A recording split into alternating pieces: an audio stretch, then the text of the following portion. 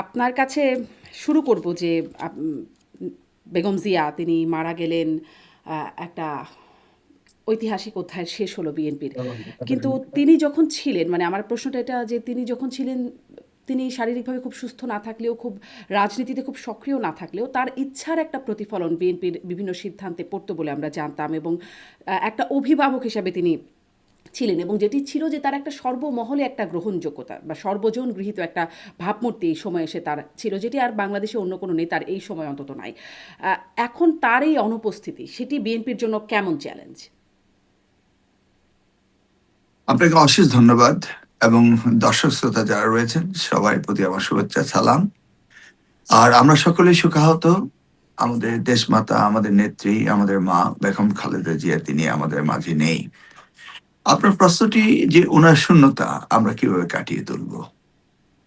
হ্যাঁ, উনি আমাদেরকে শূন্য করে গিয়েছেন বটে, কিন্তু উনি যে শিক্ষা দিয়েছেন, যে রাজনীতির ধ্যান ধারণা আমাদেরকে দিয়েছেন, যতখানি আমরা শিখেছি ওনার কাছ থেকে আমরা তা প্রতিফলিত করব আগামী দিনগুলোতে।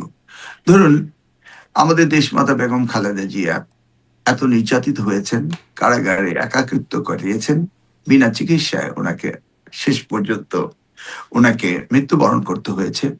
কিন্তু তিনি একটি বারের মতো যারা করেছে সেই ফ্যাসিস্ট সরকার, সেই হাসিনাকে তিনি কটাক্ষ করে কোনো উক্তি দেননি, কোনো কথা বলেননি, এবং তারই পদাঙ্ক অনুসরণ করেছে তিনি হচ্ছেন আমাদের প্রিয় নেতা জনাব তারেক রহমান। তিনি 25শে ডিসেম্বর দেশে ফিরে যে বিশাল জনসভায় বক্তব্য রাখলেন, 17 বছর পরে এসে 17 মিনিট বক্তব্য দিয়েছেন, এবং একটি বারের জন্য কি কারণে কোন নির্যাতনে তিনি প্রবাসী ছিলেন, ছোট ভাইকে হারিয়েছেন, আত্মীয় স্বজনকে হারিয়েছেন, কিন্তু তিনি তাদেরকে অর্থাৎ ফ্যাসিস্ট সরকারকে কটাক্ষ করে একটি কথাও বলেননি। মূলত দেশনেত্রী বেগম খালেদা জিয়া আমাদের প্রতিটি ক্ষণে, প্রতিটি আমাদের রাজনীতি জীবনে যা শিখিয়েছেন তা আমরা প্রতিফলিত করব। সেজন্য আমাদের বিশ্বাস যে তিনি একটিবারও আগামী কটাক্ষ দিনগুলো করেন নাই, সুন্দর এটি যাবে। একদমই ঠিক। এই বিষয়টা অনেক আলোচনাও হচ্ছে, একটা প্রশংসাও আছে তাকে এই জন্য। কিন্তু এ ধরুন তার ছোট ভাইয়ের মৃত্যু, বেগম জিয়ার মৃত্যু, এই কারণে কি, মানে আপনারা বলছেন যেটি যে ফ্যাসিস্ট সরকার বা গত সরকার তাদের উপরে আপনারা দায় দিচ্ছেন? দেখুন, প্রত্যেকটি মানুষের স্বাধীনতা রয়েছে প্রপারলি ট্রিটমেন্ট পাওয়ার, কিন্তু বেগম খালেদাকে ট্রিটমেন্ট দেওয়া হয়নি। পাশাপাশি তাকে আইসোলেশনে রেখে ওই পুরাতন জেলখানায়, যেখানে একদম দুর্গন্ধময় একটা পরিবেশে রেখে ওনাকে যে পরিমাণ অত্যাচার করেছেন, নিশ্চয়ই এটিও ওনার জীবনে জবনিকা পতনের জন্য কাজ করেছে। এবং এই ধরনের মেন্টাল প্রেশার আমি আমার নিজস্ব অভিজ্ঞতা দিয়ে বলবো যে সুস্থ হয়ে আমি জেলে গিয়েছিলাম এবং বেরিয়েছি অসুস্থ হয়ে। কারাগার এমন একটি জায়গা, সেখানে আপনি মেন্টালি যে ডিপ্রেসড হন, আর সেই কারণে আপনি এমনি অসুস্থ হন, তারপর যদি সুশিক্ষা না, চিকিৎসা না পান, তাহলে কি হতে পারে। এবং সেটাই আমরা দেখেছি। এবং শেখ হাসিনা বারবার বলতো যে উনি অসুস্থতার ভান করছেন, নাটক করছেন, কিন্তু এই করতে করতে তিনি আমাদের কাছ থেকে চিরবিদায় নিয়েছেন। হ্যাঁ, আমরা অবশ্যই দায়ী করব যে আমাদের মাকে আমরা সঠিকভাবে ট্রিটমেন্ট দিতে পারিনি, এবং এই জন্য ফেসিস্ট সরকার, এই জন্য শেখ হাসিনা দায়ী, এবং ইতিহাসে কাঠগড়ায় এটি এর আপনারা বিচার দলীয়ভাবেই আপনার। এটি মনে করছেন যে এটি শেখ হাসিনা এটির জন্য দায়ী? মানে এই শুধু দলীয় নয়, সার্বিকভাবে সারা বাংলাদেশের মানুষ, আচ্ছা। শুধু দল নয়। বেগম খালেদা জি ইনস্টিটিউশন, দল মত সকলে নির্বিশেষে, সকলে ঊর্ধ্বে সারা দেশ এই কথাটি ভাবছে যে তাকে প্রপারলি ট্রিটমেন্ট দেওয়া হয়নি বলে এই কিন্তু অবস্থা আরাফাত রহমান ঘটেছে। কোকো তার মৃত্যুর কথা উল্লেখ করলেন, তার জন্য কিভাবে আসলে আপনারা বিগত সরকারকে দায়ী করেন? একই বিষয়টি, কিন্তু একই বিষয়টি। আরাফাত রহমান কোকো প্রথমত হচ্ছেন, তিনি একজন সাধারণ নাগরিক ছিলেন, এবং তিনি কখনো পলিটিক্স করেননি। পলিটিক্স এর সাথে ওনার কোনো সম্পর্কিত ছিল না। একজন সজ্জন ব্যক্তিত্ব ছিলেন। তাকেও এই রাজনীতির সাথে জড়িয়ে তাকেও প্রবাসে থাকতে হয়েছে, এই যন্ত্রণা তাকে সহ্য করতে হয়েছে। সেজন্য আমরা দুইটি, এটিকে হত্যাকাণ্ড হিসাবেই বলবো। কিন্তু সেটির জন্য কিভাবে গত সরকার আসলে দায়ী? মানে কারণ এটি আসলে নির্যাতন তার উপরে যা হয়েছে, মামলা যা হয়েছে, সেটি তো একাগর সরকারের সময়। কিন্তু সেটি আসলে গত সরকার, যেমন বলছেন বেগম জিয়া, সেটি গত সরকারের সময় আমরা দেখেছি তাকে কারাগারে নেওয়া হয়েছে, বা তার উপরে তার বিদেশে যাওয়ার যে আবেদন সেটি গত সরকার দেয় নাই। কিন্তু কোকোর জন্য আসলে কিভাবে গত সরকারকে আপনারা দায়ী করেন? দেখুন, খুব সিম্পল। 111 সরকার শেখ হাসিনার বিরুদ্ধে মামলা করেছিল। বেগম খালেদা জিয়ার বিরুদ্ধে 4টি হয়েছিল, তার বিরুদ্ধে 16টি হয়েছিল। 16টি মামলা থেকে যদি সে মুক্তি পায়, তাহলে আরাফাত রহমান কোকর মামলায় মুক্তি পেল না কেন? নিশ্চয়ই সেই সরকার মামলা করেছে, সেই মামলা হাসিনার থাকার কথা, তা থাকেনি কেন? সেই জায়গাটি বলবো, এই সরকার নিজেকে নির্দোষ করে আদালতের ফাঁক দিয়ে তারা বেরিয়ে এসছে এবং আমাদেরকে নিষ্পেষিত করেছে, অত্যাচার করেছে, সেই জন্য মৃত্যুবরণ করেছে। তারা যদি একই সাথে নিজের মামলাগুলো সরিয়ে নেওয়ার সাথে সাথে যদি আরাফাত রহমান কোকর মামলাগুলো সরিয়ে নিত, তাহলে আপনার প্রশ্নটি, উত্তরটি ছিল সঠিক, কিন্তু তা তো নয়। আচ্ছা, মামলা সরানো হয়নি, এটি একটা কারণ হিসেবে বলছেন। এই যে অবভিয়াসলি আপনিও বলছিলেন যে আপনিও নিজে জেলখানায় ছিলেন, আপনি অভিজ্ঞতাটা জানেন যে সেখানে মানে কিভাবে সুস্থ মানুষ অসুস্থ হয়ে যায়। সাবেক রাষ্ট্রপতি জাতীয় পার্টির নেতা হোসেন মোহাম্মদ এরশাদ তিনিও অভিযোগ করেন বিএনপির প্রতি, যে বিএনপি তার উপরে এই অত্যাচার করেছে, তাকে কারাগারে রেখে অকথ্য নির্যাতন করেছে। আপনারা কি এই বিষয়টা আপনারা মনে করেন যে আসলে তার উপরে নির্যাতন হয়েছিল? শুনুন, হোসেন মোহাম্মদ এরশাদ একজন স্বৈর শাসক ছিল। ক্ষমতার মসনদে তিনি এসেছিলেন জোর করে 1982 সালের 25শে মার্চ। তিনি কোনো গণতান্ত্রিক সরকার নয়।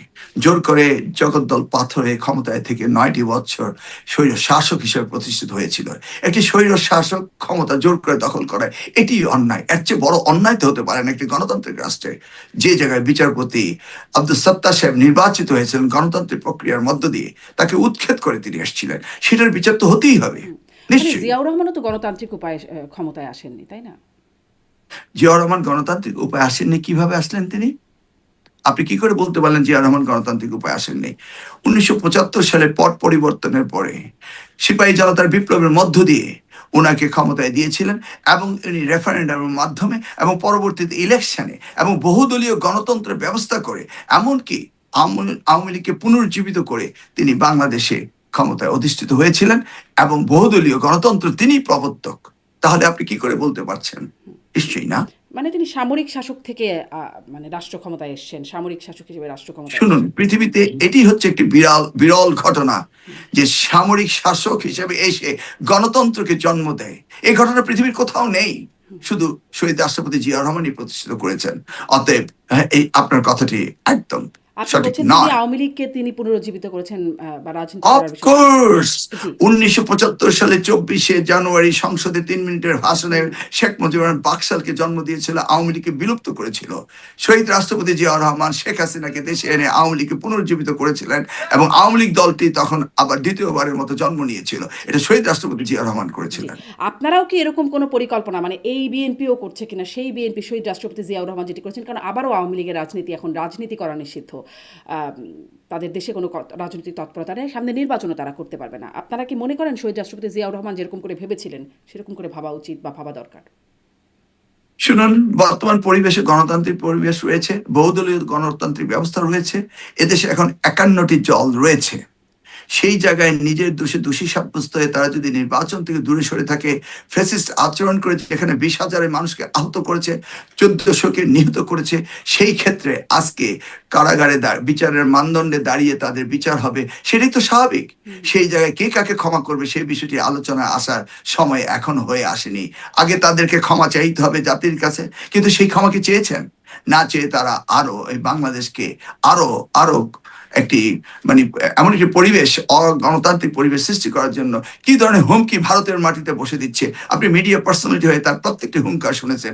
এই হুঙ্কার শোনার পরে এই প্রশ্নের উত্তর দেওয়া আমার মনে হয় কোনো অবস্থায় সম্মুখীন হবে না, যে হুঙ্কার এখনো তিনি দিচ্ছেন। হুম, মানে হুঙ্কার এগুলো তো আমরা আসলে সবসময় যখন জিজ্ঞাসা করেছি বা এখনও যখন করি, তখন অনেক সময় শোনা যায় এগুলো রাজনৈতিক বক্তব্য। ধরেন এখনও রাস্তাঘাটে শোনা যায় চিড়ে ফেলো, ফেরে ফেলো, মেরে ফেলো, ইত্যাদি নানান রকম বক্তব্য শোনা যায়, এবং সেগুলোর জন্য কিন্তু কোনো আইনি ব্যবস্থাও হয় না, কারণ অনেকেই বলছেন এগুলো রাজনৈতিক বক্তব্য। আহ, আপনি এটাকে র্যাটরিক বলতে পারেন না। যিনি ক্ষমতায় অধিষ্ঠ থেকে তিনি পালিয়ে গিয়েছেন এবং পালিয়ে গিয়েছেন বিমান যোগে এবং এখন আশ্রিত রয়েছেন ভারতে, এবং আমাদের যে ট্রিটি রয়েছে অপরাধীকে প্রত্যাবর্তন, সেই ট্রিটিকে ভায়োলেশন করছে, এটা আর অন্যটা এক কেস নয়। রাজনৈতিক র্যাটরিক আর হাসিনা ওখানে বসে ধমক দেওয়া এক নয়। তিনি তো দাবিই করছেন তিনি প্রধানমন্ত্রী, তো বিষয়টি কিন্তু একসাথে আমরা মিলাতে পারছি না। অতএব মানে বিএনপির আসলে তাদের সাথে, মানে তাদেরকে যেটি জিয়াউর রহমান করেছিলেন ক্ষমতায় তাদেরকে, বা দুঃখিত, রাজনীতিতে তাদেরকে পুনরুজ্জীবিত করে, সেরকম কোনো চিন্তাভাবনা বিএনপি করে না। বা এটার কোনো বিএনপি যৌক্তিকতা বিএনপি দেখে না? প্রেসিডেন্ট জিয়াউর রহমান স্পেসিফিকলি বহুদলীয় গণতন্ত্রের প্রবর্তক জন্ম দিয়েছেন। সেই জায়গায় আওয়ামী লীগ ফেরত এসে দ্বিতীয়বারের মতো জন্ম হয়েছে। এখন এই দেশে 51টি পার্টি রয়েছে, 52তম পার্টি আওয়ামী লীগ আবার এসে দেশে রাজনীতি করবে কি করবে না সেটা সময় পরিবেশ তাদেরকে বলে দিবে। কিন্তু তার আগে জাতির কাছে তাদের ক্ষমতা বাধ্যবাধকতা রয়েছে, এখনো তারা কিন্তু চায়নি। অতএব এই বিষয়টি এক নয়। জি। এখন তো একদলীয় শাসন ব্যবস্থা নয়, এখন তো বাকশাল নয়, এখন তো বহুদলীয় গণতন্ত্র রয়েছে এবং এই সরকার বহুদলীয় গণতন্ত্রকে প্র্যাকটিস করছে। এই সরকার বহুদলীয় গণতন্ত্রকে প্র্যাকটিস করছে, কিন্তু এই সরকার মানে আওয়ামী লীগের সাথে যারা ছিল 14 দল, বা তখন বিরোধী দলে যারা ছিল জাতীয় পার্টি, তারাও একরকম রাজনীতি আসলে তারা কার্যত করতে পারছে না, তবে তাদের উপর কোনো নিষেধাজ্ঞা নাই। তাহলে কি আসলে সেই বহুদলীয় গণতন্ত্র সত্যিকার অর্থেই আছে? আপনি কি করে বললেন যে তারা রাজনীতি করতে পারছে না? তারা বলেন, রাজনীতি আমার তারা সবসময় তারা বলেন। বল আপনি কি দেখছেন? তাদেরকে কেউ বলেছে তোমার এমপি ইলেকশন করতে পারবে না, তোমরা নিষিদ্ধ, তোমরা কিন্তু তারা নমিনেশন কোনো দিতে পারবে কার্যক্রম না? করতে গেলে সেখানে একরকম হামলার শিকার হচ্ছে। নিশ্চয়ই আমরা দেখছি না, আপনি দেখছেন হয়তো সুদূর প্রবাসে বসে, আমরা তো দেখছি না কোনো হামলা।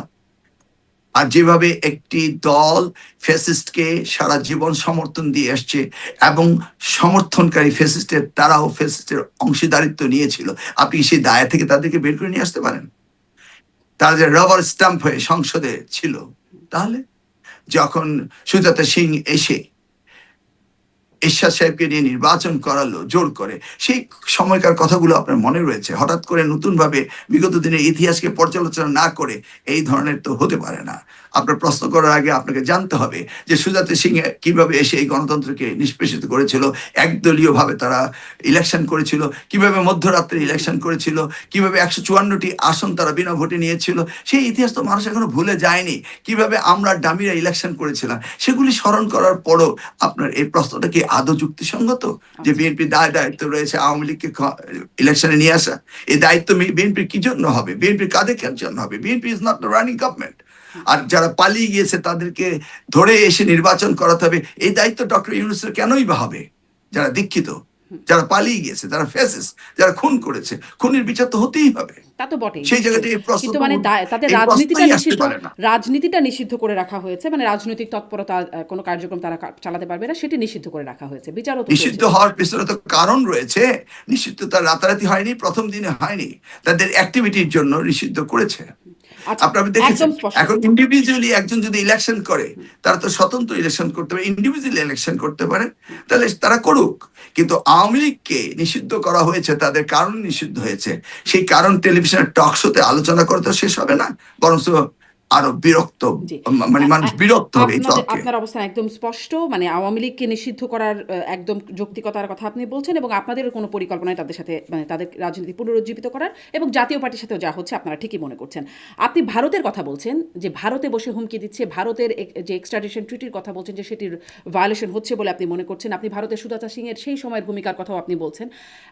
মানে ভারতেও এই ভূমিকার মধ্যে একটা বড় আঙ্গুল আপনি তুলছেন। এখন ভারতের পররাষ্ট্রমন্ত্রী যখন বেগম জিয়া মারা গেলেন, তখন আমরা দেখলাম যে একটা বেশ অভাবনীয় একরকম কাজ হলো, যে বিভিন্ন দেশ থেকে রাষ্ট্রের গুরুত্বপূর্ণ ব্যক্তিরা তারা আসলেন। এর মধ্যে সবচেয়ে উল্লেখযোগ্য হচ্ছে ভারতের পররাষ্ট্রমন্ত্রীর আসা, কারণ ভারতের সাথে সম্পর্ক এখন একবারে তলানিতে বা একরকম শত্রুভাবাপন্নতা তৈরি হয়ে গেছে। সেখানে ভারতের পররাষ্ট্রমন্ত্রী আসলেন। এই যে অভিযোগগুলো করছেন, এ সত্ত্বেও কি আপনারা, মানে এই বিষয়টাকে আপনারা কিভাবে দেখছেন, ভারতের পররাষ্ট্রমন্ত্রীর আসা এবং ভারতের সাথে সম্পর্কের বিষয়ে আপনাদের জায়গাটা কিরকম? শুনুন, আমাদের সংবিধান এবং আমাদের পররাষ্ট্রনীতিতে ম্যালাইজ টু নান সুস্পষ্টভাবে রেখা রয়েছে। আর আমরা কোনোদিন আমাদের প্রতিবেশীকে সরিয়ে ফেলতে পারবো না, তারাও আমাদের প্রতিবেশীকে সরিয়ে ফেলতে পারবে না। অতএব আমাদের এই রিলেশন সবসময় থাকবে। আমরা ভারত সরকারের সাথে রিলেশন বর্তমানে যতটা তলানিতে গিয়েছে, কিন্তু ভারতের জনগণের সাথে নয়। এক পেশি আচরণ ভারত করে আসছে, আওয়ামী সরকারের সাথে ভারত সরকারের সম্পর্ক রেখেছে এবং একজন খুনিকে তারা আশ্রয় দিয়েছে। সেই জায়গায় নিশ্চয়ই বাংলাদেশের জনগণ সেটাকে নিশ্চয়ই তাকে প্রত্যাখ্যান করবে এবং সেটা করেছে। আমাদের ফরেন রিলেশনে ম্যালাইজ টু নান। ভারত প্রতিবেশী, ভারতের সাথে আমাদের সম্পর্ক হতে হবে, থাকবে। সেটা পারস্পরিক সম্পর্কের উপর নির্ভর করছে, গিভ এন্ড টেকেন, সেটার উপর নির্ভর করছে। আমরা তারা যাচ্ছে তাই করবে, আমরা তা মেনে নেব, সেই দিন তো আর এখন নেই। আপনারা সেটা দেখতে পেয়েছেন। আর বেগম খালেদা জিয়া, সাবেক প্রধানমন্ত্রী, তিনি মৃত্যুবরণ করেছেন। পররাষ্ট্রমন্ত্রীরা আসবেন, এটি তো রেওয়াজ, এটা তো আসতেই হয়, এবং প্রতিবেশী থেকে তো আসবেই। ঠিক তাদের ওখানে যদি আজকে এমন একটি ঘটনা ঘটতো, নিশ্চয়ই আমাদের প্রধান উপদেষ্টা বা পররাষ্ট্রমন্ত্রী সেখানে যেতেন। এর সাথে হঠাৎ করে সম্পর্কের উঠানামা, ব্যারোমিটারের পারদ ওঠানামা, এই বিষয়টি এই মুহূর্তে তো আলাপ করার বিষয় বলে মনে হচ্ছে না। আচ্ছা, মানে এটি আসলে সম্পর্কের ক্ষেত্রে কোনো বার্তা বহন করে না বলে আপনি মনে করছেন? মানে এর কূটনৈতিক কোনো তাৎপর্য নাই? না, একজন মারা গিয়েছেন, সেই জায়গায় তারা আসবেন ফিনারেলে, এটি তো আন্তর্জাতিক পরিমণ্ডলে একটি রেওয়াজ। আপনি কি মনে করেন এমন একটি গভীর শোকাহতের দিন আমরা সেখানে বসে রাষ্ট্র পরিচালনার জন্য বিশাল একটি আলোচনা করে ফেলবো? এই ধরনের মুডে কি কেউ কোনোদিন থাকে? মা হারিয়েছেন তারেক রহমান, ওনারা এসছেন সান্ত্বনা দিতে, সেই জায়গায় নিয়ে আমরা পররাষ্ট্র নীতি এখনই শুরু করে দিলাম কেন? সামনে কি আর সময় হবে না কথা বলার, পথ চলার? নিশ্চয় হবে, আগামী দিনগুলোতে সেগুলো নিয়ে আলোচনা হবে। আচ্ছা, মানে এটিকে আপনি শোক জানানোর একটা সৌজন্যতা সেটি হিসেবেই দেখছেন। আমি আমি সেইভাবেই জি, দেখবো। জি। কদিন আগে দেখলাম যে রয়টার্সকে দেওয়া সাক্ষাৎকারে জামায়াতের আমির তিনি বলছেন যে ভারতীয় কূটনীতিকের সাথে তার দেখা হয়েছে। তিনি বলেন নাই, আগে বলেন নাই কারণ সেখান থেকে বলতে একটা না বলার জন্য অনুরোধ ছিল আরকি, গোপনীয়তা, এবং সেটা তিনি রক্ষা করেছেন। জিএম কাদেরকেও আমরা শুনেছিলাম তিনি ভারত থেকে এসে বলেছেন যে বলা যাবে না কি আলোচনা হয়েছে। তিনিও আসলে বলেন নাই এবং সেই গোপনীয়তাটা রেখেছেন যে কোন সেই কূটনীতিক। তাদের সাথে মানে জামাতের সাথে ভারতের সম্পর্ক এই যে মানে একরকম না বলা, প্রকাশ না করার সম্পর্ক, এটিকে আপনারা কিভাবে দেখছেন? আমি এটা অন্যভাবে দেখছি। আমি যদি আপনাকে একটি বিষয়ে কথা বলে বলি যে জেন্টলম্যান কমিটমেন্ট, আপনি কাউকে বলবেন না, আপনি বললেন না, এটা কিন্তু অন্যভাবে দেখার কোনো কারণ নেই। আলোচনা তো হয়েছে তাদের মধ্যে, এবং আলোচনা দুই দেশের দুইটি দলের প্রধানের সাথে হয়েছে। অতএব আলোচনা তাদের ফলপ্রসূ হয়েছে কি হয়নি সেই রেজাল্ট তারা বলেনি, কিন্তু আমি তো বিশ্বাস করি আলোচনা হয়েছে। আলোচনার জন্যই তো সংলাপ হয়েছে। হুম। বলবেন না, সেটা তাদের জেন্টলম্যান কমিটমেন্ট। এই ব্যাপারে জেমস আমার কাদেরের মন্তব্য করার বিষয়েও কিছু কি নেই। সেরকমটা হতে পারে যে তাদের জেন্টলম্যান কমিটমেন্ট, কারণ তারা আসলে ভারত তখনও তাকে বলতেন মানে সেই বিষয়ে যেন না বলেন, সেই রকমই একটা বার্তা দিয়েছিলেন। সেই ধরনের ডিপ্লোমেসি ভারত করে থাকে, আমি পৃথিবীর কোনো দেশে দেখিনি এই ধরনের ডিপ্লোমেসি হয় হুম। যে আপনার সাথে আলোচনা হয়েছে এটা বলা যাবে না। এই আমি যে তো দেখেছি এই যে জামাতের পৃথিবীর আমিরের নয়, সাথে হলো বললেন না, বলা যাবে না বললেন। সেটাই তো, তার সাথে কমিটমেন্ট হয়েছে। এখন তারা দুইজনে কমিটমেন্ট করলে আমার তো বলার কিছু নেই, কিন্তু আমি জানি বিশ্বময় রেওয়াজ রয়েছে এই ধরনের কোনো মিটিং হলে প্রেস ব্রিফিং করতে হয়।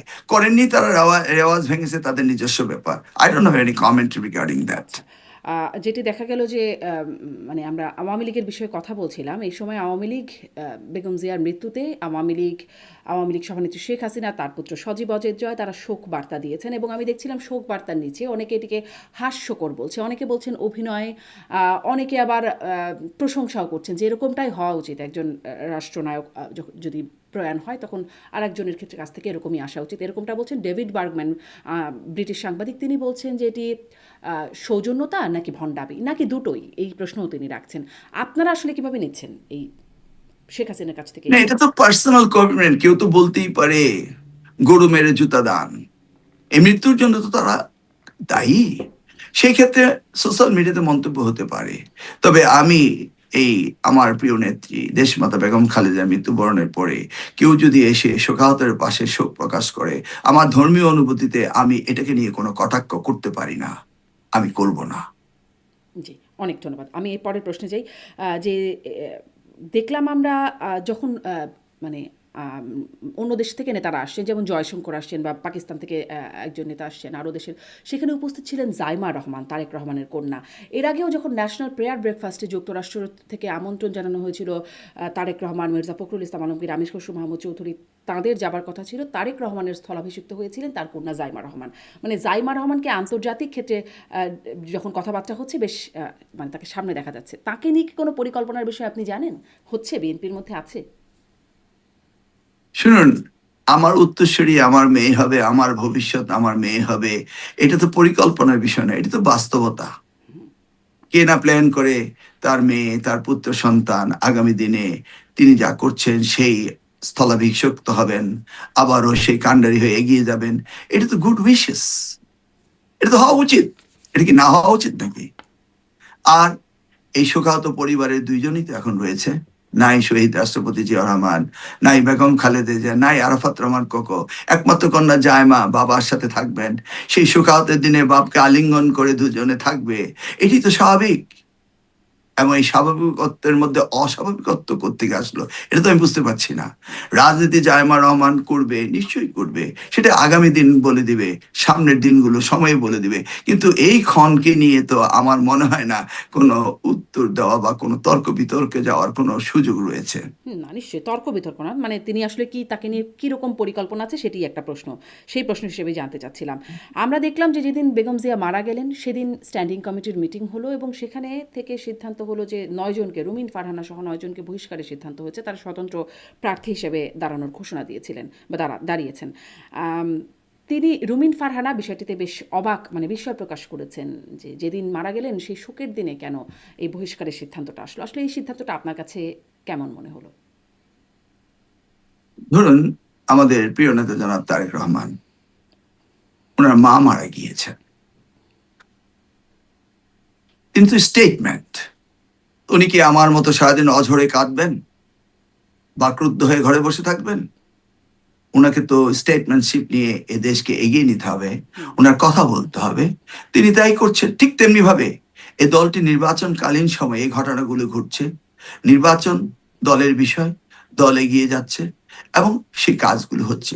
যেদিন যে সিদ্ধান্ত নিতে হবে, দল সুস্পষ্টভাবে বলেছে দলের বিরুদ্ধাচরণ যদি কেউ করে তাহলে তাকে বহিষ্কার করা হবে। তো সেই দিনটির সাথে, শোকাতের সাথে রুমিন ফারহানার বহিষ্কার বা অন্যের বহিষ্কার থেকে সম্পর্কিত করা যাবে না। বলা হয়েছে যদি কেউ দলের বিরুদ্ধে স্ট্যান্ড নেয় তাকে বহিষ্কার করা হবে। প্রসিডিউর অনুযায়ী বহিষ্কার করা হয়েছে। দুইটি বিষয়, জাতি শোকাহত, কিন্তু দলের যে পলিসি ডিসিশন ভায়োলেট করলে যে পানিশমেন্ট হবে, সেই পানিশমেন্টটা তো হতেই হবে। সেটা হচ্ছে, সেটা ধারাবাহিকতা। জি। মানে আমি একটু বিশেষ করে রুমিন ফারহানার ওই বিষয়টি আপনার কাছে জানতে চাই যে তারকে অন্ততপক্ষে বিগত সরকারের সময় যখন আসলে অনেকেই কথা বলবার মতো অবস্থায়ও ছিলেন না, আ আপনারা যেটি আপনারা অভিযোগ করে থাকেন যে কথা বললেও একরকম শাস্তির মুখোমুখি হতে হতো আপনাদেরকে। সেখানে তিনি বেশ সক্রিয়ভাবে কথা বলতেন। এখন তিনি মনোনয়ন পেলেন না, তাকে বহিষ্কার করা হলো।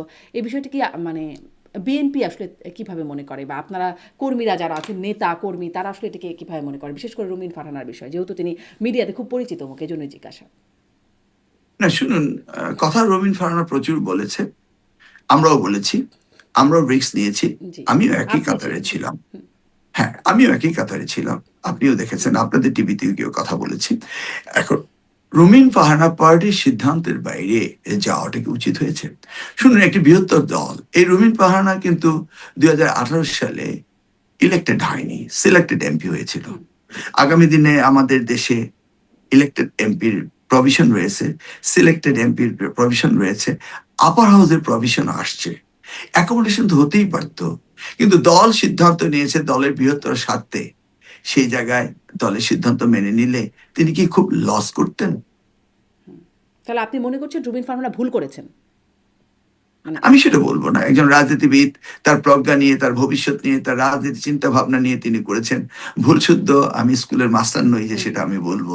আমি শুধু এটুকু বলবো যে আমি দলের বিরুদ্ধে স্ট্যান্ড নেব, সেটা ভাববার বিষয়। কারণ দল অনেক কিছু দিয়েছে। ঠিক এমনি একটি ঘটনা তো আমার সময় 2018 সালে আমাকে মনোনয়ন দেওয়া হয়নি। আমি কি দলের বিরুদ্ধে নির্বাচন করেছি? আমি তো অপেক্ষা করেছিলাম। দল কি আবার আজকে আমাকে পুরস্কৃত করেনি? এই দলের ভিতরে চড়াই উতরাই, উত্থান পতন থাকে এবং এটাই রাজনীতি, এটা মেনেই রাজনীতি করতে হয়। আমি কি আজকে পাইনি আবার ফেরত আমার সেই নমিনেশন? এটা কি আমার জন্য শিক্ষা ছিল? আমি আগে থেকে শিখেছি। আজকে কি রুমিন ফারহানা দেখতে পায়নি যে মিলনকে গত বছর দেয়নি, এবার দিয়েছে, আগামী দিনে রুমিন ফারহানা পাবে না? এটা তো আপনি বলতে পারছেন না। এবং একটি সরকারের অনেক কিছু দেওয়ার সুযোগ থাকে, আর দল সেই সিদ্ধান্ত নিয়েছে। আজকের এই প্রেক্ষাপটে রণকৌশলও তো রয়েছে একটি দলের। তা আমাদেরও তো কৌশলী হতে হবে। কৌশলী হয়েই তো মনোনয়নগুলি দেওয়া হয়েছে। জি, আপনি দেখুন, যখন সারা বাংলাদেশে বলছে নির্বাচন হবে কি হবে না, ঠিক তেমনি একটি মুহূর্তে জনাব তারেক রহমান 3 নভেম্বর সারা দেশে মনোনয়ন ঘোষণা দিয়ে আবারও এই নির্বাচন ফেস্টিভ মোডে নিয়ে আসলেন দলকে। এগুলো হচ্ছে পলিটিক্যাল স্ট্র্যাটেজি। জি। এই যে মানে শরিকদের থেকে স্ট্র্যাটেজির মধ্যে এটাও তো আছে যে শরিকদের মধ্যে থেকে অনেকে মনোনয়ন পাচ্ছেন। রুমিন ফারহানার আসনে আসলে শরিকদের মধ্যে থেকে একজন পাচ্ছেন। আম, আমি দেখছিলাম যে জামায়াতের আমিরের সেই রয়টার্সকে দেওয়া সাক্ষাৎকারে তিনি বলছেন ঐক্যমতের সরকারের বিষয়েও আলোচনা চলছে, এবং তারেক রহমানকে শোক জানাতে তিনি যখন দেখা করেছেন তখন তিনিও বলেছেন যে নির্বাচনের পর সরকার গঠনের আগে বৈঠক হবে, মানে আলোচনা হবে যে কিভাবে আসলে সরকার পরিচালনা করা যায়, এইসব বিষয়ে কথাবার্তা হয়েছে এবং তখনও হবে বলে তিনি বলছিলেন। আসলে কি কোনো আপনাদের এরকম কোনো ঐক্যমতের সরকার গঠিত হতে পারে এমন কোনো সম্ভাবনা বা পরিকল্পনা কিছু কি আছে? রেইনবো সরকার গঠনের একটা কথা শুনেছিলাম আমরা যখন আপনারা আন্দোলনরত ছিলেন গত সরকারের সময়, সেরকমের মধ্যে কি জামাত থাকবার পরিকল্পনা আছে বা সম্ভাবনা আছে? দেখুন, 31 দফা, আগে 29 দফা ছিল, তার আগে বলা হয়েছিল যে নির্বাচনের পরে সকলকে নিয়ে একটি সরকার গঠন করার প্রস্তুতি তখন ছিল, এবং এটা বৃহত্তর স্বার্থে এটা হতেও পারে। কারণ সবার আগে বাংলাদেশ, যেটা আমাদের প্রিয় নেতা তারেক রহমান বলেছেন।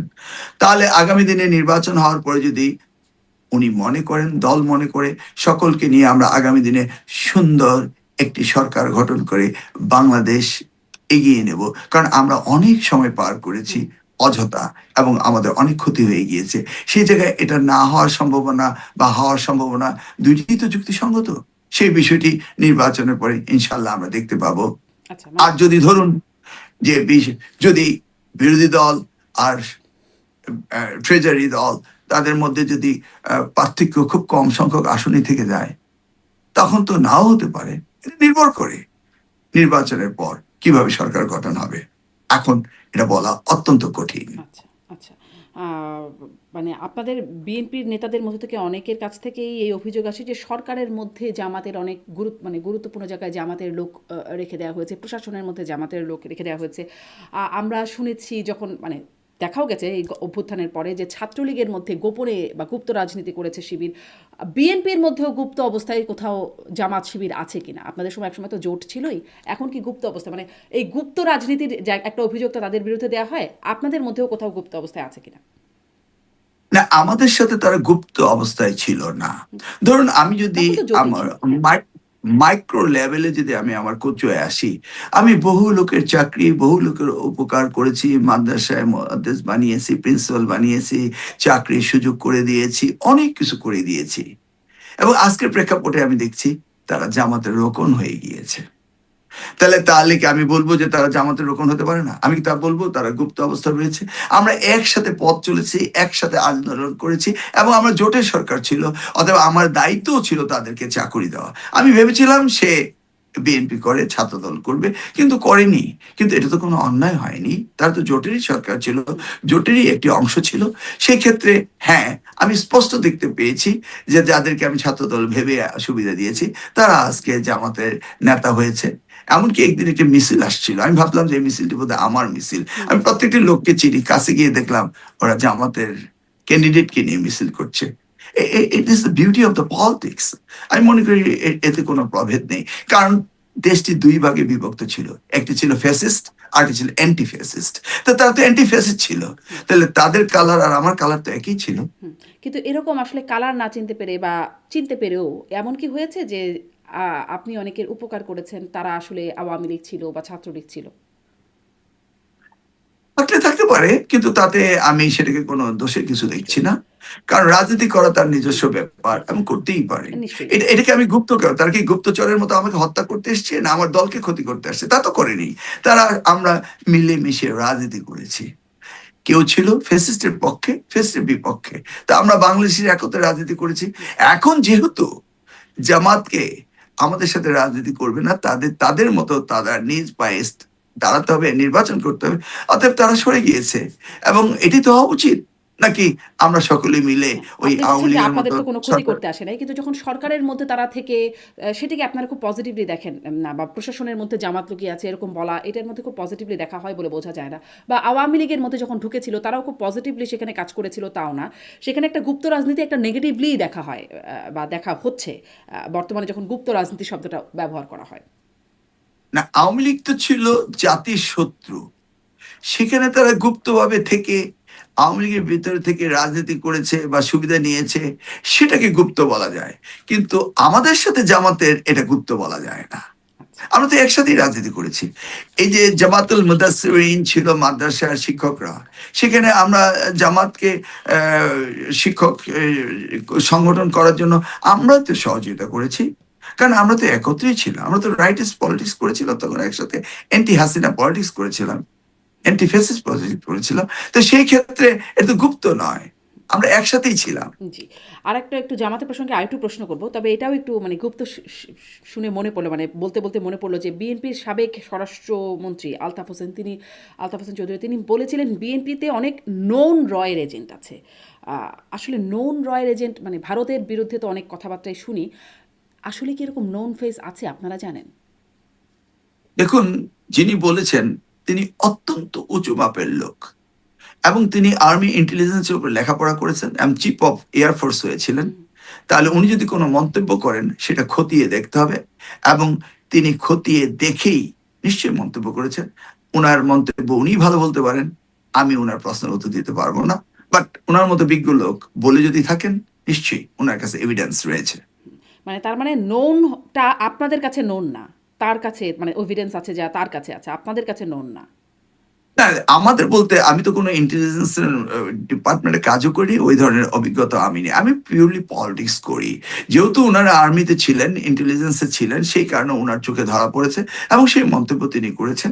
এখন যদি ফার্দার ডিটেলস কে ছিল, কোথায় ছিল, কিভাবে ছিল, আমার মনে হয় ওনাকে প্রশ্ন করলে উনি বলতে পারবেন। আচ্ছা, জামাতের রাজনীতি সম্পর্কে একটু জানতে চাইছিলাম, যে জামাতের সাথে সম্প্রতি দেখলাম এনসিপির জোট হয়েছে। এনসিপি তার আগে এবি পার্টি রাষ্ট্র সংস্কার মিলে একটা জোট করেছিল, সেটা ভেঙে জামাতের সাথে এখন জোট করেছে। এটি আসলে আপনারা মানে এটি কিভাবে দেখছেন? আমরা মাঝখানে শুনেছিলাম এনসিপির সাথে বিএনপিরও একটা আলোচনা, ব্যাকডোর কথাবার্তা হচ্ছিল। এটি এখন আপনারা কিভাবে দেখছেন? শুনুন, আজকের বাংলাদেশ, আমরা সকলেই প্রো বাংলাদেশী। অতএব আমাদের ভিতরে যে জোটগুলি হচ্ছে সেগুলি হচ্ছে ইলেকশন স্ট্র্যাটেজি, কিভাবে অধিকতর ভোট নেওয়া যায়, কে কার সাথে থাকবে। এখানে আইডিওলজিক্যাল ফিলোসফিক্যাল ডিফারেন্সিয়েট নিয়ে কোনো জোট হচ্ছে না। কোনো এক সময় তো অনেকেই বলেছিলেন, বিএনপির অনেক নেতা বলেছিলেন যে জামাতের সাথে আমাদের জোট হয়েছে, তারা বিএনপিও ছেড়ে দিয়েছিলেন। তারা কি আজকে জামাতের সাথে যাননি? আগের বাংলাদেশ আর আজকের বাংলাদেশ এক জায়গায় দেখা যাবে না। আজকের বাংলাদেশ ইন্ডিয়ান হেজেমনির বাইরে চলে এসছে, এসে আবার নতুন ভাবে বাংলাদেশ গড়ে তুলছে। অতএব এই ক্ষেত্রে হতেই পারে। জি, জি। আম আ হাদি হত্যাকাণ্ড সেটি একটা খুব আলোচিত বাংলাদেশে এই সময়, এবং খুবই মানে সাড়া জাগানো একটা ব্যাপার ছিল। সেখানে অনেকেই সামাজিক যোগাযোগ মাধ্যম তো ভরে গেছে এই বিষয়ে আলোচনা, নানান রকম অনুসন্ধানও সামাজিক যোগাযোগ মাধ্যমে হয়েছে। এমনকি শুটার কে, তার পরিচয় কি, বা তার সাথে আওয়ামী লীগ, সাবেক ছাত্রলীগের সম্পর্ক, এগুলো সব আসলে সামাজিক যোগাযোগ মাধ্যমেই প্রথম রিভিল হয়েছে, অনুসন্ধানী সাংবাদিকরা বলেছেন। সেখানে এই আলোচনাটাও আছে যে তারেক রহমানের আগমনের দিন যখন ঘোষণা করা হলো সেই দিনই হাদি হত্যাকাণ্ড হলো, এবং তারপরে তার আসার আগে আগে প্রথম আলো, ডেইলি স্টার এগুলোতে ভাঙচুর, হামলা, অগ্নিসংযোগ করে বা সারা দেশে একটা অগ্নিসংযোগ করে মানে তারেক রহমানের আশাটা বা বিএনপির উপর একটা প্রভাব খাটানোর চেষ্টা করা হলো। এবং যখন হাদি হত্যাকাণ্ড হলো, প্রথম তীর বা প্রথম অভিযোগের আঙুল তোলা হয়েছিল মির্জা আব্বাসের দিকে, বিএনপির নেতা তিনি। আসলে এই বিষয়টিকে আপনারা কিভাবে দেখছেন? মানে এই যে একটা ন্যারেটিভ তৈরি হয়েছে সেটাকে আপনারা কিভাবে নিচ্ছেন? দেখুন, ইটস এ প্লটেড ন্যারেটিভ। আজকের প্রেক্ষাপটে কি মির্জা আব্বাসের নাম কেউ বলছে? বলেনি। সেই মুহূর্তে বলা হয়েছে। কেন তাকে ভুয়া বললো? ভুয়া স্লোগানও দেওয়া হয়েছিল ওই সময়। তাহলে তাহলে বুঝতে পারছেন যে এই যে ন্যারেটিভ গুলি তৈরি করেছে, ইন্টেনশনালি তৈরি করা হয়েছিল এই ন্যারেটিভ গুলো। আর সেই মুহূর্তে হাদি যেদিন গুলিবিদ্ধ হলেন, সেদিন তারেক রহমান সাহেব দেশে ফিরবেন, এই ঘোষণাটি সেদিন দেওয়াটি কি কোনো অন্যায় হয়েছে? আমি তো মনে করি যুক্তিসঙ্গত। কারণ যে ইন্টেনশন নিয়ে, যে মোটিভ নিয়ে তারেক রহমান হাদিকে হত্যা করা হয়েছে, এদেশে নির্বাচনকে ভণ্ডুল করা, অস্থিতিকর পরিবেশ সৃষ্টি করা এবং পুশিং করা, যেটা বলছিল যে আমি বসে আছি, যে কোনো সময় ঢুকে পড়তে পারি, এই সবগুলিকে কেন্দ্র করে হাদির উপরে যদি অ্যাটাকটা হয়ে থাকে, সেই মুহূর্তে জাতিকে ঐক্যবদ্ধ করে তারেক রহমান দেশে ফিরছে, এই যে কলটা, এই কলটা সেই মুহূর্তে অত্যন্ত নেসেসারি ছিল। কারণ হাদিকে হত্যা করে তোমরা পার পাবে না, আমাদের নেতা ফিরে আসছে। তখন বাজারে একটি রিউমার ছিল নেতা বোধহয় ফিরছেন না। তো সেই মুহূর্তে যখন নেতা ডিক্লেয়ার দিল আমি ফিরছি, তখন পার্টি দেশ রিইউনাইটেড হয়েছে, রিস্ট্রেংথেড হয়েছে, রিমোটিভেটেড হয়েছে। এবং এই ধরনের ঘোষণা সেদিন অত্যন্ত প্রয়োজন ছিল এবং প্রপারলি ঘোষণাটি হয়েছে, কারণ ঘোষণাটি তিনি তো আগে হয়েছে, হাদি আসবেনই। হত্যাকাণ্ড পরে হয়েছে। না না, ঘোষণাটি একই সময়কালে হয়েছে। আপনি হয়তো কয়েক মিনিট আগে হয়েছে, আচ্ছা, পরে হয়েছে, সেটাই। এটা আমরা জানি না। আমরা আমরা একই দিনে, but it's not a coincident যে এটাকে এইভাবে করা হয়েছে। কিন্তু ওই যে যেটা আপনি যা হওয়ার বলছিলেন যে তাই ওই হয়েছে। ন্যারেটিভটা ইন্টেনশনাল, যে মির্জা আব্বাসের দিকে শুরুতে, এই ইন্টেনশনটা কার ছিল? এই ইন্টারন্যাশনাল যারা আজকে এই পর্যায়ে দেশকে নিয়ে যেতে চাচ্ছে তারাই করেছে। You find it out who did it and why they did it. কারণ মির্জা আব্বাসকে নিয়ে অঙ্গুলি তুলে কথা বলার তো কোনো কারণ ছিল না। যদি সেটাই সত্য হতো, আজকে যদি সেটা পাওয়া যেত, তাহলে আমরা বুঝতাম এই যে ন্যারেটিভগুলি তৈরি করা ইন্টেনশনালি তৈরি করা হয়, যেন আগামী দিনে সুস্থ সুন্দর আগামীর বাংলাদেশ না হয়, নির্বাচন না হয়। এখানে অনেক ষড়যন্ত্র চলছে, নিশ্চয়ই আমরা চলছে, তো এটা তাই না? দেখেছিলাম, ইনকিলাব মঞ্চের যারা নেতা আছেন বা হাদির সমর্থক তারা তুলেছিলেন, এবং তুলেছিলেন শিবিরের নেতারা, সাদিক কায়েমদের মতো নেতারা। না, এই বিষয়ে আপনি ডিরেক্টলি কাউকে সাদিক কায়েম বা কাউকে বলতে পারেন না। আমি শুধু এটাই ডিরেক্টলি বুঝি, তারা ফেসবুকে পোস্ট দিয়ে বলেছেন, আমরা কেন বলতে পারি না? ফেসবুকে পোস্ট নিয়ে তো আমরা এখানে কথা বলতে পারি না। আমি রেসপন্সিবল পার্সোনালিটি, আমি পলিটিশিয়ান, আমি ফেসবুকের উদ্ধৃতি দিয়ে আমি রাজনীতি বিশ্লেষণ করব, এটা তো বা হতে পারে না। হাসপাতালে যখন গেলেন তখন মির্জা আব্বাসকে হাদির সমর্থকটা ভুয়া ভুয়া বললেন, সেটিও কি আসলে মানে ইনকিলাব মঞ্চের নেতৃত্বরা, সেখানে ছিলেন ফাতিমা তাসনিম জুমাও ছিলেন। আপনি ইনকিলাব মঞ্চকে ডিরেক্টলি যে কথাগুলো বলতে চাচ্ছেন, হাদি তার সত্য কথা। হাদি তো শাহাদাত বরণ করে এটা প্রমাণ করলো এদেশকে নিয়ে যারা দাঁড়াবে রিয়েল প্যাট্রিয়ট সিটিজেন হিসাবে এবং ইন্ডিয়ান হেজিমনির বাইরে যারা কথা বলবে তারা বাঁচতে পারবে না, এটা তো সে প্রমাণ করে গেল। সে তো এই কথাগুলোই বলছিল। এই মুক্তিকামী হাদি যে স্টেটমেন্টগুলো দিয়েছে, যা এখনো ইথারে প্রচারিত হচ্ছে, একজন হাদি ন্যাশনালিস্টিক বলেছিল প্যাট্রিয়ট বিএনপির সিটিজেন। বিরুদ্ধে, হাদি বলেছিল এনসিপির বিরুদ্ধে, এমনকি জামাত শিবিরের বিরুদ্ধে, মানে হাদি তো সবার বিরুদ্ধেই বলেছিল। এনসিপি, জামাত আর দেশ এক তো নয়। হাদির প্রত্যেকটি কথা দেশের পক্ষে বলেছে, দেশের পক্ষে বলেছে। তাহলে বিএনপির বিরুদ্ধে হতেই পারে, জামাতের বিরুদ্ধে হতেই পারে, এনসিপির বিরুদ্ধে হতেই পারে। আমরা কি সমালোচনা করতে পারি না? করতে পারি, নিশ্চয়ই করতে পারি। হ্যাঁ, হাদি তাই করেছে। তবে 1 বছর বয়সের হাদি যে উচ্চতায় তাকে নিয়ে গিয়েছে দেশাত্মবোধের কারণে, ট্রুলি প্যাট্রিয়ট সিটিজেন হিসেবে যা বলেছে, সেই জন্য হাদি এই সম্মান পেয়েছে নিশ্চয়। এবং হাসতে হাসতে সে মৃত্যুকে মেনে নিয়েছে। এবং হাদি তো ডিক্লেয়ার্ড কেস, সেটি ডিক্লেয়ার দিয়ে সে মারা গিয়েছে। এখন কি বলবো যে সে নিজেকে নিজে আত্মহত্যা করেছে? বাট হাদি তো ডিক্লেয়ার দিয়েছে, এই কথার জন্য আমি হয়তোবা নাও থাকতে পারি, এবং তাই হয়েছে। সে তো ভয় পায়নি। হাদির প্রত্যেকটা স্টেটমেন্ট দেখবেন। হাদির বয়স কত? 1 বছর বয়স, জাস্ট 5ই আগস্টের পরে ওইসবে হাদির জন্ম। সেই হাদি আজ কোন উচ্চতায় গিয়েছে? শুধু এই বাংলাদেশ, আমার বাংলাদেশ, আমাদের বাংলাদেশ, আগামীর বাংলাদেশের কথা বলে। মানে তাহলে ওই বিষয়টা আপনি বলবেন না যে কারা ইন্টেনশনালি এটা করছে বা এই ন্যারেটিভ তৈরি করেছে, বা মানে আপনি ব্যবহার করছেন শব্দটা, মানে সেটি আপনারা চিহ্নিত করতে পারেন নাই, নাকি আপনারা চিহ্নিত বলতে চান? নিশ্চয়ই চিহ্নিত করতে পারি। যারা বাংলাদেশকে অস্থিতিশীল করতে চায় কারা তারা করেছে, কারা এটা তারা? কেন চিহ্নিত করবো না? কারা তারা? যারা বাংলাদেশকে অস্থিতিশীল করতে চায় তারা করেছে। আজকে হাদির কিলারে কোথায় আশ্রয় নিয়েছে? হাদির কিলারে আসলো, পালিয়ে গেল, কারা সহায়তা করেছে? সেই প্রশ্নের উত্তর তো বেরিয়ে আসবে, সময় দিন। যারা বাংলাদেশ নামক রাষ্ট্রটি বিশ্বের মানচিত্রে চায় না, তারা করেছে। এটা বুঝতে দেরি হবে কেন? কিন্তু ওই যে প্রশ্নটা ওইখানে, এটা তাদের এর সাথে চেয়ে ইনকিলাব স্পষ্টতর মঞ্চের হতে ওই পারে না। সমর্থক, হাদির সমর্থক, মানে শিবির নেতাদের সম্পর্ক কি, মানে তারাও তো এই অ্যাকিউজেশনটা, অ্যালিগেশনটা না, তারা আপনি বলছে। এই বিষয়টাকে এত ছোট ভাবে আমরা অ্যানালাইসিস করলে হবে না। হাদিকে ইনকিলাব মঞ্চ, হাদিকে শিবির, এই জায়গায় গিয়ে আমাদের সীমাবদ্ধতা থাকলে হবে না। আমাদের বুঝতে হবে যারা বাংলাদেশকে চায় না, যারা আগামীর বাংলাদেশকে চায় না, তারা এই কাজটি করেছে।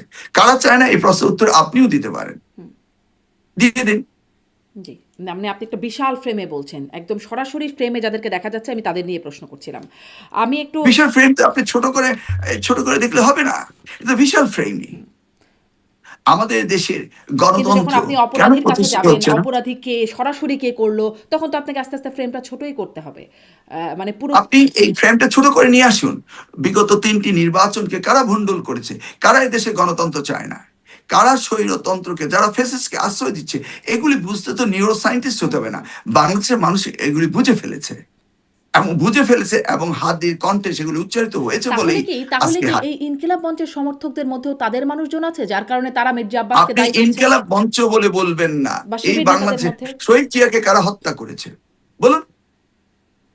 কারা হত্যা কারা হত্যা করেছে? করেছে শহীদ জিয়াকে? কারা হত্যা তাহলে করেছে? আপনি আপনি বলুন, যারা বাংলাদেশকে চায় না তারা হত্যা করেছে। আপনি কি এটা তো ছোট্ট ফ্রেমে আনতে পারেন না? জি। আপনাকে এই কথাগুলো বুঝতে হলে, উত্তর দিতে হলে, প্রথমে সবার আগে বাংলাদেশকে ভালোবাসতে হবে। তারপরে উত্তর পাবেন। কেন আমরা এই 17টি বছর গণতন্ত্রহীন একটি রাষ্ট্র পেলাম? কেন খুন গুম, কেন আমার মতো মিলনকে কারাগারে বছরের পর বছর কাটাতে হলো? কেন? এই জবাব কি আপনি দিবেন? কেন বেগম খালেদা জিয়াকে মিথ্যে মামলায়, মিথ্যে অভিযোগে বছর পর বছর কারাগারে রাখা হলো? এগুলি এত ঘটনা ঘটার পরও আমরা এই ছোট্টভাবে এই বিষয়টাকে দেখবো? আচ্ছা, আদি তো ডিক্লিয়ার দিয়ে মরেছে। ওই বিষয়টা যদি দেখতে না চান, ওইখানেই আসি যে কেন আপনাদের এই মানে এই এতদিন নির্যাতিত হয়ে থাকতে হয়েছে। এই সময়ে এসেও দেখলাম আপনি যখন সম্ভবত ব্যাংককে যেতে চাচ্ছিলেন, বিমানবন্দর থেকে ফিরিয়ে দেওয়া হলো, আপনার উপর নাকি নিষেধাজ্ঞা আছে। এই সময়ও এসে কেন সেটি দেখা গেল? মানে তারপর কি হলো? সেই নিষেধাজ্ঞা কি চলে গেছে এখন নাকি আছে? না, আমি তা জানি না। আমি যাওয়ার চেষ্টা করিনি। সরকার নিষেধাজ্ঞা দিয়েছে। কেন দিয়েছে সেটা তো পত্রিকায় দেখেছেন আপনি। মানে আরেকটু একটু একটু বলবেন, নিশ্চয়ই আরেকটু দেখেছেন। একটু বলবেন মানে আপনারা যারা আপনার যারা আপনাকে অনুকরণ করে, অনুসরণ করেন, তাদের উদ্দেশ্যে যে কেন দিয়েছেন আসলে নিষেধাজ্ঞা? এই সরকার দিয়েছেন নিষেধাজ্ঞা? সেটা তো আমার প্রশ্ন ছিল। হ্যাঁ, সেটা আমার প্রশ্ন ছিল। উত্তর পেয়েছেন? কিন্তু আমি যদি আদালতে গিয়ে যেতে চাইতাম, যেতে পারতাম। আমি আর চেষ্টা করিনি। সরকার যদি কোনো বিষয়ে ইনভেস্টিগেশন করে, they have the right to do investigate. সেই জন্য তো আমি গ্রসলি কোনো কিছু বলতে পারবো না। বলা তো উচিত হবে না। বলা কি উচিত? কিন্তু ভেবে দেখুন আপনি। কিন্তু চ্যালেঞ্জ তো করা উচিত না? আপনি কেন আপনার টকশোতে মতো একজন প্রশ্ন নাগরিককে, করবেন। কেন আপনার মতো একজন আমি তো নাগরিককে চ্যালেঞ্জ করেছি। হ্যাঁ, আমি তো চ্যালেঞ্জ করেছি। উত্তর পেয়েছেন? আমি তো চ্যালেঞ্জ করেছি। আমি প্রেস কনফারেন্স করেছি, চ্যালেঞ্জ করেছি। তাই না? তারপর উত্তর পেয়েছেন? গভর্নমেন্ট, না আমি উত্তর পাইনি। গভর্নমেন্ট যথাসময় উত্তর দিবে। আচ্ছা, তাই না? কিন্তু সেই কথাগুলো তো আমি টক শোতে বলে তো শেষ করতে পারবো না। গভর্নমেন্ট উত্তর দেবে। আপনি এই বিষয়টা গভর্নমেন্টকে জিজ্ঞেস করতে পারতেন। জি। সুযোগ হলে নিশ্চয়ই করব। মানে আপনি যেহেতু নিজে এটার যদি বলি ভিকটিম, তাহলে হ্যাঁ, আমাকে যেতে দেয়নি। গভর্নমেন্ট আমাকে আটকিয়েছে এবং গভর্নমেন্ট পরে এটা রিলিজ করেছে কিনা এই বিষয়ে আমি কোনো তথ্যপত্র নেই। তবে আমি জানি যে আমি যদি যেতে চাইতাম আমি কোর্ট অর্ডার নিয়ে যেতে পারতাম। জি, এটা আমি জানি অবভিয়াসলি। জি। আপনার নির্বাচন প্রসঙ্গে একটু কথা বলব। তবে তার আগে ছোট্ট করে এটি একটু শুনতে চাই যে বেগম জিয়ার মৃত্যুর বিষয়ে আপনি বা আপনার দলের নেতারাও বা আইন উপদেষ্টাও সাবেক সরকারকে দায়ী করছিলেন। আরেকটা দায় দেয়া হচ্ছে যে সশস্ত্র বাহিনীর দিবসের আয়োজনে তাকে কেন এক্সপোজ করা হলো, যেখানে তার বিভিন্ন হেলথ কন্ডিশন ছিল। তার চিকিৎসকরা মানে যারা চিকিৎসক আছেন তারা বলেন যে এইরকম একজন পেশেন্টকে এইরকম মানে পরিবেশে এক্সপোজ করাটা একদমই সেফ না। এবং সেদিন নীলোফার চৌধুরী মনি আমার আরেকটা অনুষ্ঠানে কথা বলছিলেন, তিনি বলছেন যে তারেক রহমানেরও নাকি সায় ছিল না যে তাকে এই অনুষ্ঠানে নেওয়া হোক। এবং আমরা দেখেছি তিনি যখন বেরিয়েছেন তার পাশেও যে থাকেন সে সবসময় মাস্ক পরে থাকেন, কিন্তু সেই প্রোগ্রামে তার আশেপাশে কেউ মাস্ক পরাও ছিলেন না। এইভাবে তাকে এক্সপোজ করা হলো। মানে এখানে আসলে কোনো অসৎ উদ্দেশ্যর কিছু কোনো পক্ষ থেকে ছিল বলে দেখেন কি? শুনুন, আমি স্বভাবত কোনো দাওয়াতে গেলে বাইরে খাই না। আমার প্রবলেম হয়। সেদিন এক বিয়ের দাওয়াতে 5 স্টার হোটেল সোনারগাঁতে গিয়েছিলাম। ভাবলাম সোনারগাঁতে খেতে পারি। খেলাম। আমার পেট খারাপ হয়ে গেল। আর কারোর তো হলো না। সেজন্য কি আমি কাউ বলতে পারি সোনারগাঁ হোটেলের খাবার ব্যবস্থা খারাপ ছিল? উনি সেখানে গিয়েছেন, যাওয়ার প্রয়োজন ছিল ন্যাশনাল আর্মি সেনা দিবস হিসাবে, এবং সেখানে যাওয়ার পরে তিনি অসুস্থ হয়েছেন। এটা তো হতেই পারে। কিন্তু উনার সেই জন্য কন্ডিশন তো আর কারো ডাক্তার তো ভেবে কন্ডিশনের সাথে চিন্তেই, একমত না, মানে একরকম না। উনার যে কন্ডিশন ছিল, হেলথ কন্ডিশন, ওনার কিডনি, লিভার, ওনার বা যে মেডিকেল রেকর্ড যা বলে, সেটি তো আর বাকি যারা উপস্থিত ছিলেন তাদের মতো না। কিন্তু বাকি যারা তো উনার উচ্চতার কেউ না। ওই অনুষ্ঠানকে অলঙ্কিত করার জন্য ওনাকে দাওয়াত দেওয়া হয়েছিল। তো বাকির সাথে তো আমি তুলনা করতে পারবো না। She was the highest personality to attend that meeting. এবং ওনাকে শহীদ রাষ্ট্রপতি জিয়া রহমানের স্ত্রী, তিনবার প্রধানমন্ত্রী, সেই 21শে নভেম্বর সেনা দিবসে তাকে চিফ গেস্ট করবে, এটা অত্যন্ত স্বাভাবিক। উনি তো অন্য 10 জনের মতো না। এই অনুষ্ঠানকে অলঙ্কৃত করার জন্য ওনাকে দাওয়াত দেওয়া হয়েছে। সেটা নিয়ে তো আমি দাওয়াত জানি না দেওয়ার প্রসঙ্গে নিশ্চয়ই নীলফার কোনো মনি। দাওয়াত দেওয়ার প্রসঙ্গে নিশ্চয়ই কোনো প্রশ্ন নাই, কারণ তারেক রহমানকেও দাওয়াত দেওয়া হয়েছিল, তিনি আসতে পারেন নাই খুব সঙ্গত কারণে, তিনি তখন বিদেশে ছিলেন। কিন্তু প্রশ্নটা এখানে যে তাকে দাওয়াত দেওয়া হবে এটা খুবই স্বাভাবিক, কিন্তু তিনি আসলে যাবেন, তিনি যেভাবে এক্সপোজড হলেন, সেটি তার শারীরিক অবস্থার জন্য খুবই ঝুঁকিপূর্ণ ছিল। তখনও এটা শোনা গেছে, পরেও শোনা যাচ্ছে। সেই অবস্থায় এটি কি একটা যৌক্তিক সিদ্ধান্ত ছিল না বলে আপনাদের নেতাদের অনেকে বলছিলেন, এবং এর মধ্যে অনেক প্রশ্নও তোলার চেষ্টা হয়েছে। এখানে কি বলতে চাচ্ছেন? না, আপনি কি বলতেছেন কোন স্পেসিফিক ভাইরাস ওখানে ছেড়ে দেওয়া হয়েছিল না, না, বেগম না, না, না, খালেদা জিয়ার জন্য? তা তো বটেই না। তাহলে জি, তা তো বটেই তাহলে না। উনি হেঁটে দাওয়াতে গিয়েছেন, যাবেন, যাওয়া উচিত, গিয়েছেন। আজকে আমরা ছেড়ে দিয়েছে যে বেগম খালেদা সেখানে গিয়ে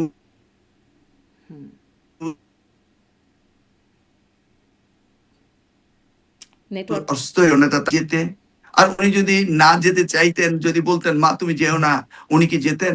এই বিষয়গুলি অত্যন্ত পার্সোনাল। এই কথাগুলো আমার মনে হয় না মিডিয়াতে আমার বলা উচিত। আচ্ছা, আপনার বলা উচিত বলে আপনি মনে করেন না? These questions are not তাহলে rationalized. আমি এই প্রশ্নগুলো থেকে সরে যাই। আপনি সামনে নির্বাচন করছেন, আপনি একজন সফল শিক্ষা প্রতিমন্ত্রী ছিলেন। এইবারে আপনার নির্বাচনে আপনার বিশেষ কোনো পরিকল্পনা আছে? আপনার নির্বাচন এবং নির্বাচন পরবর্তী? অবশ্যই পরিকল্পনা রয়েছে। কারণ আমি 1996 সাল থেকে 7ম জাতীয় সংসদ থেকে এই সিটে নির্বাচন করছি, নির্বাচিত হয়ে আসছি। আমাকে 2008 সালে জোর করে হারিয়ে দেওয়া হয়েছিল এবং হাইকোর্টে সেই মামলায় পেয়েছি। পাওয়ার পরও আমাকে সংসদে বিগত সরকার ঢুকতে দেয়নি। 2018 সালে আমি কারাগারে ছিলাম, মনোনয়ন পাইনি, আবার মনোনয়ন পেয়েছি। আমি বাংলাদেশে রয়েছি, যুক্তরাষ্ট্রের নাগরিকত্ব বিসর্জন দিয়ে বাংলাদেশের রাজনীতি করার জন্য রয়েছি। অতএব my dedication, my service towards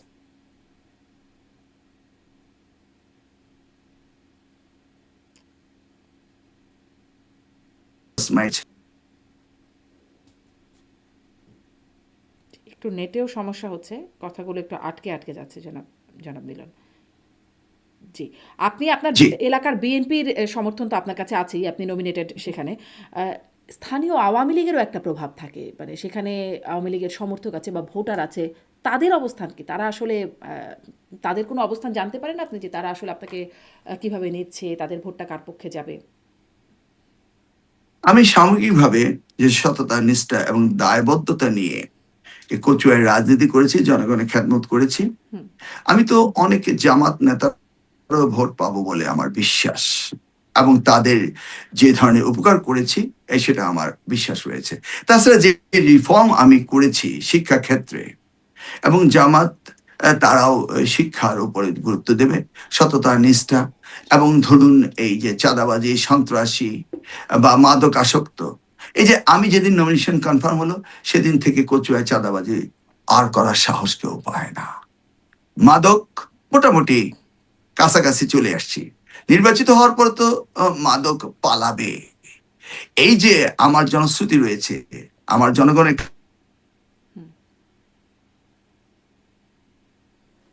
Awami League নির্বাচন করছে না, কিন্তু যারা আওয়ামী লীগ করছে তারা কেউ আমাকে খারাপ বলছে না। আমি তো দেখিনি বাংলাদেশের কোন শিক্ষক আওয়ামী লীগ। হুম,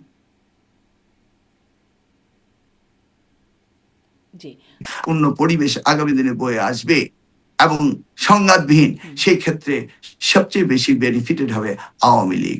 এবং আমি ভাবছি এবং বিশ্বাস, আমি আওয়ামী লীগের পুরো ভোটটাই আমি পাবো। কারণ তারা জানে মিলন যদি নির্বাচিত হয় তাহলে জি। জনাব এহসানুল হক। কচুয়া হবে। জি, জনাব এহসানুল হক মিলন, এই শেষ মুহূর্তে এসে একটু নেটওয়ার্কেও সমস্যা হচ্ছে, তবে আপনার বক্তব্য একদম স্পষ্ট। অনেক ধন্যবাদ, এবং আপনার জন্য অনেক শুভকামনা। সামনে নির্বাচন এগিয়ে আসছে, আপনার জন্য অনেক শুভকামনা। অনেক ধন্যবাদ, আপনি যুক্ত হয়ে সময় দিলেন। দোয়া করবেন আমরা যেন নির্বাচিত হতে পারি আবারও, এবং আমরা যেন এই শহীদ রাষ্ট্রপতি জিয়া রহমান এবং বেগম খালেদা জিয়া যে আদর্শ আমাদের দিয়ে গিয়েছেন, আমরা যেন জনাব তারেক রহমানের নেতৃত্বে জি, জি। নিশ্চয়ই। জনাব এহসানুল হক মিলন, ধন্যবাদ আপনাকে। একদমই নেটওয়ার্ক শেষ সময় এসে একদমই আটকে যাচ্ছে, কিন্তু আপনার বক্তব্যটা আমরা পেয়েছি। ধন্যবাদ দর্শক এতক্ষণ সাথে থাকবার জন্য। আজকের মতো শেষ করছি। ভালো থাকবেন সবাই।